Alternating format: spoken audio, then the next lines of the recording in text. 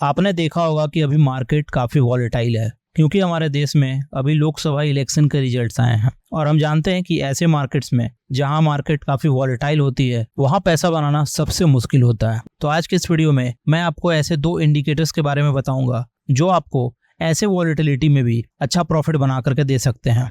मतलब आपको वो एक डायरेक्शन प्रोवाइड करेंगे कि मार्केट के किस साइड आपको जाना है, बाइंग साइड जाना है कि सेलिंग साइड जाना है। ठीक है, तो आइए जानते हैं कि वो कौन से इंडिकेटर्स हैं, उनका यूज हम कैसे कर सकते हैं। तो इंडिकेटर्स के बारे में बताने के पहले मैं आपसे एक रिक्वेस्ट कर रहा हूँ कि प्लीज इस वीडियो को लाइक करो और इस वीडियो को आपको पूरा देखना है क्योंकि कुछ चेंजेस होते हैं इंडिकेटर्स में जो आपको जानना है और उसको चेंज करना है। और केवल इंडिकेटर के बारे में आपको जानने से कुछ नहीं होगा, आपको स्ट्रेटजी के बारे में पूरी तरह से जानना होगा। आप केवल इंडिकेटर के बारे में समझ लोगे कि कौन सा इंडिकेटर है, खुद से आप लगाओगे उस इंडिकेटर को, गलत सेटिंग से लगाओगे और आपको लॉस होगा। इसलिए आपको ये स्ट्रेटजी को पूरा समझना है कि कैसे मैं इस स्ट्रेटजी को यूज करूंगा और उसी हिसाब से आप भी यूज कर सकते हो। तो ये रहा निफ्टी का चार्ट। तो मैं निफ्टी के चार्ट पे आपको बताऊंगा कि ये इंडिकेटर कैसे काम करता है और इसका आप कैसे यूज कर सकते हो इंट्राडे में। ठीक है, तो जो टाइम फ्रेम हम यूज करेंगे वो है 3 मिनट्स एंड 5 मिनट्स। ठीक है, आपको ना ही ज़्यादा बड़ा टाइम फ्रेम यूज करना है और ना ही ज़्यादा छोटा टाइम फ्रेम। ठीक है, इसमें आइडियल होगा 3 मिनट्स एंड 5 मिनट्स। ठीक है, अब मैं बताता हूँ आपको इंडिकेटर्स के बारे में, कौन कौन से इंडिकेटर्स हैं जो आपको यूज करना है। तो हम इंडिकेटर सेक्शन में आएंगे और यहाँ पे हम सर्च करेंगे पहला इंडिकेटर अपना जो है ट्रेंड चैनल्स। ठीक है, आपको यही सर्च करना है, ट्रेंड चैनल्स। ठीक है, एस लगाना भूलना मत। उसके बाद आपको यहाँ पे दिखेगा सेकंड नंबर पे ट्रेंड्स चैनल्स MTF, इसको आपको ऐड कर लेना है। ठीक है, ये आपका पहला इंडिकेटर है जो ऐड हो चुका है। ठीक है, इसमें आपको सेटिंग्स में आना है और इसमें आपको क्या करना है, इसमें आपको देखे SMA लेंथ है वो 25 ही रहने देना है। ठीक है, इसको याद रखना कि आपको SMA लेंथ 25 रहने देना है। स्लोप लेंथ है उसको आपको क्या करना है, 16 कर देना है। ठीक है, 16 कर दिया आपने। उसके बाद आपको ATR का साइज दिख रहा है, ATR का साइज क्या है, 2 है, इसको आपको 2.2 कर देना है। ठीक है, ATR का साइज 2.2 करना है। चैनल एक्सपेंडर 3 है उसको रहने देना है। ट्रेंड इनवैलिडेशन है उसको क्लोज ही रहने देना है। यहाँ पे है अवॉइड फॉल्स इनवैलिडेशन। ठीक है, इसको आपको रिट्राइज ही कर देना है। ठीक है, यहाँ पे आपको टाइम फ्रेम दिख रहा है, टाइम फ्रेम में यहाँ पे चार्ट के अकॉर्डिंग ही आपको देखना है। उसके बाद आपको क्या करना है, आपको यहाँ पे ओके कर देना। तो ये आपका पहला इंडिकेटर है जो सेट हो चुका है। इसमें सारे सेटिंग्स आपने कर लिया है, इसको आपको याद रखना है कि सेटिंग्स आपने क्या क्या किया है। ठीक है, उसके बाद आपको सेकंड इंडिकेटर ऐड करना है। यहाँ पे आपको इंडिकेटर सेक्शन में आना है और यहाँ पे आपको सर्च करना है VWAP डाइवर्जेंस। अब जैसे ही सर्च करोगे VWAP डाइवर्जेंस, आपको ये सेकंड वाला जो है वो ऐड कर लेना है।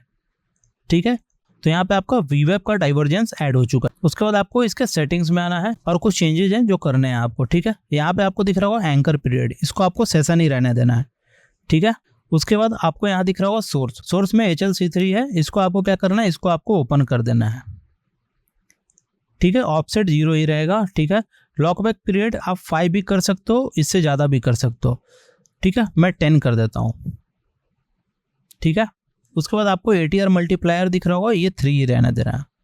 ठीक है, उसके बाद आपको ओके कर देना है। तो ये आपका सेकंड इंडिकेटर भी सेट हो चुका है, इसमें सारे सेटिंग्स हमने कर लिया है। अब मैं बताता हूँ आपको कि आपको बाय और सेल इन इंडिकेटर्स की मदद से कैसे करनी है। जैसे मान लेते हैं लोकसभा इलेक्शन जिस दिन आया था उस दिन का एग्जाम्पल लेते हैं। ठीक है, 4 जून का। यहाँ पे अगर मैं ट्रेड लेता हूँ, ठीक है, तो मैं ट्रेड कैसे लूँगा, मार्केट ओपन हुआ 9:15 में, अगर ये VWAP के नीचे है, मतलब VWAP के अगर नीचे रहेगा तो ये रेड कलर का दिखेगा। ठीक है, VWAP का जो लाइन है वो रेड कलर का दिखेगा। अगर कैंडल VWAP के ऊपर है तो ये ग्रीन कलर का दिखेगा। ठीक है, और ये जो चैनल है अगर मार्केट नीचे की ओर आएगा तो ये रेड कलर का दिखेगा, मार्केट ऊपर की ओर जाएगा तो ये ग्रीन कलर का दिखेगा। ठीक है, आपको ये दिख रहा होगा। तो मैं बताता हूँ इसका यूज कैसे करना है आपको। जैसे यहाँ पे 9:15 में हम एग्जाम्पल ले रहे थे कि 9:15 में यहाँ पे मार्केट ओपन हुआ। ठीक है, कहाँ पे है, ये VWAP के नीचे है। ठीक है, VWAP डाइवर्जेंस के नीचे है। ये पहला जो हमारा रूल है वो यहाँ पे फुलफिल हो गया अगर हम सेलिंग साइड जा रहे हैं तो। ये सेलिंग साइड का मैं एग्जांपल बता रहा हूँ आपको। ठीक है, तो यहाँ पहला हमारा रूल फुलफिल हो गया कि यहाँ पे VWAP का नीचे है। सेकंड जो रूल है वो कि ये चैनल के नीचे क्लोज होना चाहिए कैंडल। यहाँ पे देख सकते हैं हम, कैंडल जो है वो चैनल के नीचे क्लोज हुआ है। 2 रूल्स हमारे फॉलो हो गए। ठीक है, अब हमें एग्जिट कब करना है, अगर ये 3 मिनट्स का ये जो दिख रहा है आपको, ये डॉटेड लाइन, इसके नीचे एक कैंडल क्लोज कर देता है तो हमें एग्जिट कर जाना है। बट यहाँ पर तो नहीं किया है, तो क्या करेंगे हम अभी भी ट्रेड में हैं, ठीक है। उसके बाद हम एग्जिट कब करेंगे यहाँ पर, तो यहाँ पर वीवैप के ऊपर 2 कैंडल क्लोज होना चाहिए और ये जो चैनल है इसके ऊपर 2 कैंडल क्लोज होना चाहिए। तो यहाँ पे देख सकते हैं कि ये जो है ये 2 कैंडल क्लोज हो चुके हैं वीवैप और चैनल के ऊपर। तो यहाँ पर हम एग्जिट कर जाएंगे अपने ट्रेड से। फिर से हम री एंट्री कब करेंगे, जब ये चैनल के नीचे आएगा और यहाँ पर वीवैप के नीचे आएगा। तो यहाँ पे देख सकते हैं हम कि अगर हमने यहाँ पे ट्रेड लिया तो यहाँ पर क्या है 500 पॉइंट्स मुझे दे दिया। तो अगर मैं यहाँ पे ट्रेड लेता हूँ, अगर मुझे 500 पॉइंट मिल जाते हैं तो मैं क्या है 300 से 400 पॉइंट लेकर के एग्जिट कर सकता हूँ। सेकंड जब मैं री एंट्री करूँगा, जैसे यहाँ पे मैं री एंट्री करूँगा तो मुझे कितने पॉइंट्स मिले यहाँ पर मुझे मिले 1428 पॉइंट्स। जितना प्राइस वीवैप के दूर जाते रहेगा उतना मार्केट नीचे की ओर जा सकता है, ठीक है। वीवैप के पास अगर बहुत ज़्यादा प्राइस है इसका मतलब है कि आपका स्टॉप लॉस हिट हो सकता है। तो यहाँ पे देखिए हमारा नीचे क्लोज कहाँ हुआ है चैनल पे, यहाँ पर हुआ है यहाँ पे, ठीक है। ये 2 कैंडल क्लोज हुआ है हमारे, ठीक है। तो यहाँ पर मैं एग्जिट कर जाऊँगा, ठीक है। आप समझ गए होंगे। अब मैं बताता हूँ कि आपको बाइंग साइड कब जाना है। बाइंग साइड आपको जाना है जब ये वीवैप के ऊपर हो प्राइस। अब यहाँ पे देखिए आप चैनल के ऊपर है प्राइस बट वीवैप के नीचे है, तो यहाँ पे आप नहीं जा सकते हो, ठीक है। यहाँ पे क्या है वीवैप के ऊपर है प्राइस, ठीक है, और चैनल के भी ऊपर है प्राइस, ठीक है। यहाँ पे देखिए चैनल बना ही नहीं है, तो यहाँ पे चैनल भी बनना चाहिए। चैनल के ऊपर है प्राइस, ठीक है, और वीवैप के ऊपर भी है। यहाँ पे मेरे रूल्स फॉलो हो रहे हैं। तो यहाँ पे अगर मैं बाइंग साइड जा रहा हूँ तो मैं एग्जिट कहाँ पे कर रहा हूँ, मैं एग्जिट कर रहा हूँ यहाँ पे। ये 2 कैंडल्स जब क्लोज होंगे तो यहाँ पे मुझे कितने पॉइंट्स मिले, यहाँ पे मुझे मिले 347 पॉइंट्स निफ्टी में, ठीक है। उसके बाद आप री एंट्री कब करोगे, जब वापस नीचे इस लाइन पे आए, ठीक है, और यहाँ पे एक अच्छा कैंडल बना है, फिर यहाँ पे आप री एंट्री करोगे, ठीक है। आप यहाँ पे री एंट्री करोगे तो आप प्रॉफिट बुक करोगे मार्केट क्लोज होने के बाद यहाँ पे 329 पॉइंट्स ऊपर, ठीक है। तो ऐसे आप बाइंग और सेलिंग कर सकते हो इन इंडिकेटर्स की मदद से, ठीक है।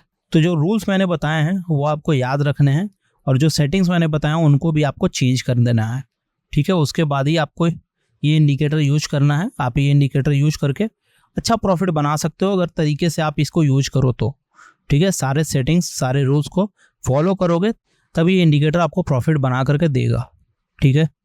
तो आई होप आपको ये वीडियो अच्छा लगा होगा। इस वीडियो को लाइक करो, शेयर करो और सब्सक्राइब करो हमारे चैनल को। Thank you so much guys.